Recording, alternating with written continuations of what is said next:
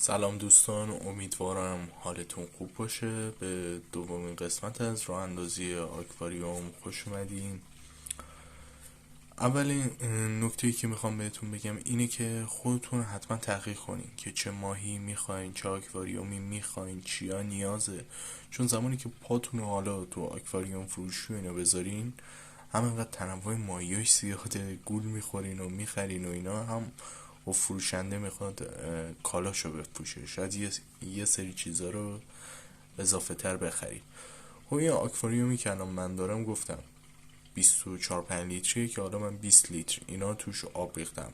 شاید یه نفر مثلا بخواد یه تنگی یا یه دونه آکواریوم کوچیک‌تر مثلا 1/4 این فضا رو داشته باشه، خب خیلی از این چیزا رو لازم نداره. حالا من توضیحاتی که بهتون میدم نسبت به آکواریوم خودمه، یعنی بستر شن و این گیاهی که هست. شاید مثلا یکی ببینه گیاهی که بخواد بذاره تو این بستر نگیره، گیاهی ساده ای من گذاشتم و همینطور مقاوم.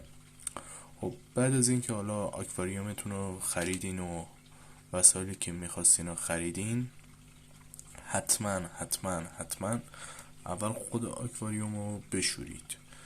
حالا ضد عفونی هر کاری میکنین بشورین، دستمال بکشین، تمیز بذارین یه گوشه. نکته خیلی مهم اینه که حتما این شنا رو بشورین، قشنگ تو همومی جایی ببرین با یه سطلی پر آب کنین، چندین بار، شاید 30 بار 40 بار قشنگ بشورین اینا رو که مشکلی براتون پیش نیاد.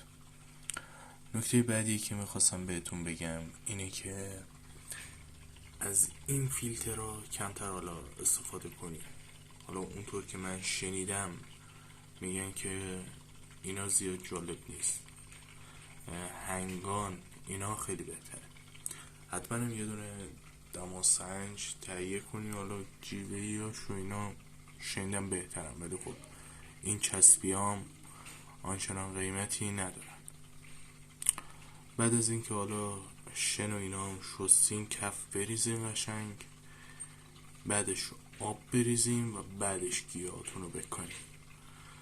این فیلترام حالا من خودم که فعلا آنچنان چیزی از این ندیدم، ببینم میتونم راضی باشم یا نه، ولی حتما باید توی آب باشه، چون که موتورش رو اینا خنک بمونه.